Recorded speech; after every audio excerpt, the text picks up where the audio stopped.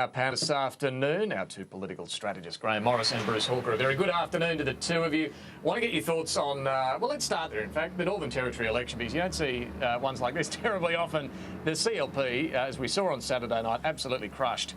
They'll end up with 2 or 3 seats, probably at best, out of a parliament and assembly of 25. Graham, you first on this.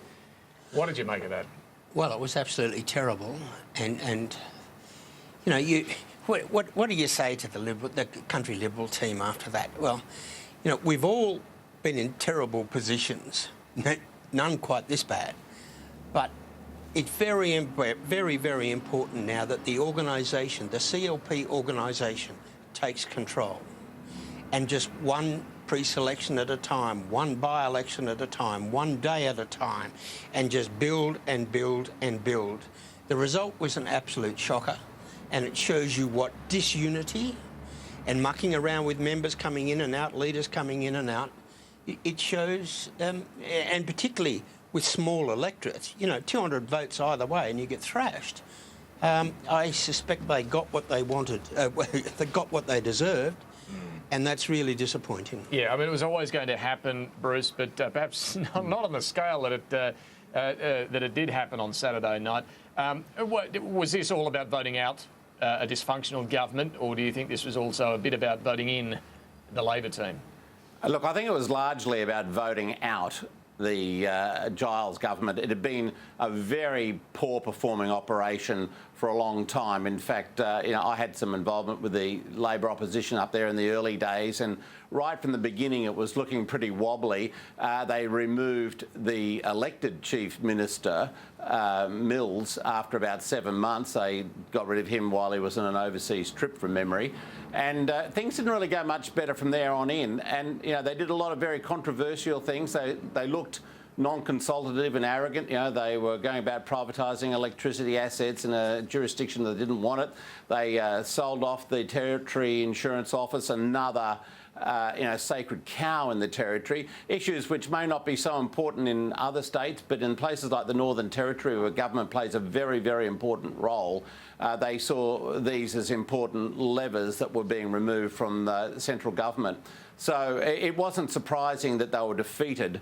The size of the defeat, though, was remarkable, and it almost eclipsed that of Claire Martin, who in 2005 was re-elected with a similar majority. I think she won 19 seats. And this is the thing, isn't it, Bruce? Because a lot of people say, oh, look, surely CLP now have to really rethink whether they can, you know, rebuild as an organisation. Do the Liberals need to come in and take over and so on? But when you look over the course of Northern Territory political history, you know, yes, it's bad, it's terrible, but it's not unprecedented to come back from only, you know, 2 or 3 seats. No, not at all. And as I said, 2005, Claire Martin had a landslide victory, and then they, by 2011, I think they were out of office, albeit by a much lesser margin than this. So it can happen, and the tide can go in and out very quickly in Australian politics. We're seeing that more and more these days.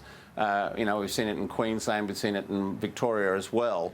And of course, in the last federal election, you know, a very healthy majority almost completely obliterated by Turnbull. So we're really seeing this now. It's very interesting, and it's something that governments and oppositions have to be very, very mindful of now. All right, let's turn to what's going to be happening here this week in Parliament. It hasn't even started yet. They formally, or, you know, the ceremonial stuff is tomorrow. But Graham, gay marriage, it's not looking good, the plans for a plebiscite at all. Nick Xenophon, the Greens, Darren Hinch, all saying no way. And Labor, you'd have to think, are heading in that direction as well. What happens now?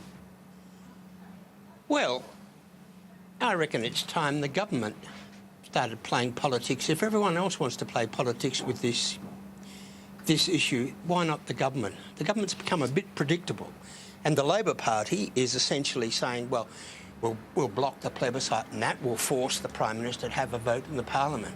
Well, is it? If the Labor Party does, and the Greens and Senator Xenophon doesn't think this is important enough for people to have a vote, then let's put it in the bin for another 10 years. If they don't want to recognise gays and lesbians and queers, then let's go on to a proper recognise, and let's recognise our Indigenous brothers and sisters, and let's see if the Labor Party thinks that gays, lesbians and queers are less important than the Aboriginal community. You know, they are presuming here that the government and Malcolm Turnbull will cave in and just have a vote in the Parliament. Well, why? Well, Bruce, I can't imagine that the Turnbull government is going to allow a vote in the Parliament. What do you think about where Labor should finally land on this one?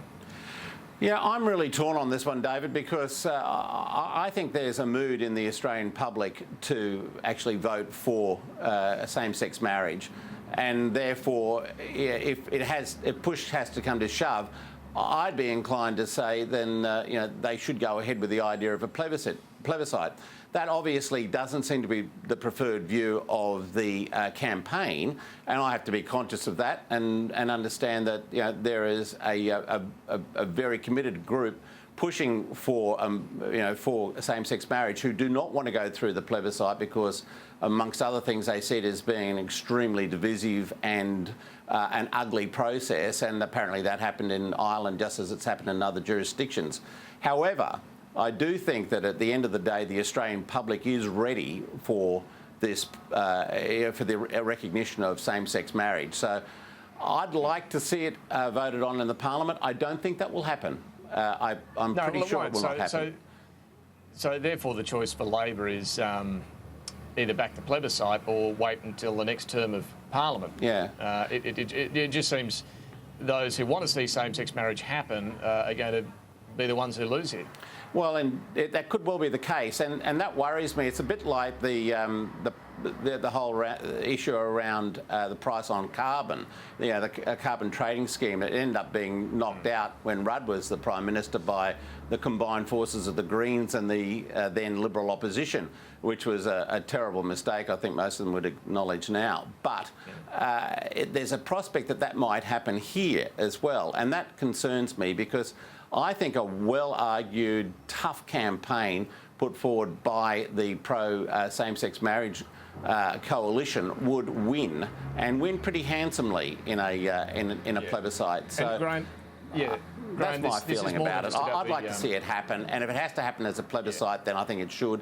And I suspect that a lot of people in the Labor Party think the same way. All right. Let me just get your thoughts too on the various other bills that are going to come up this week in Parliament.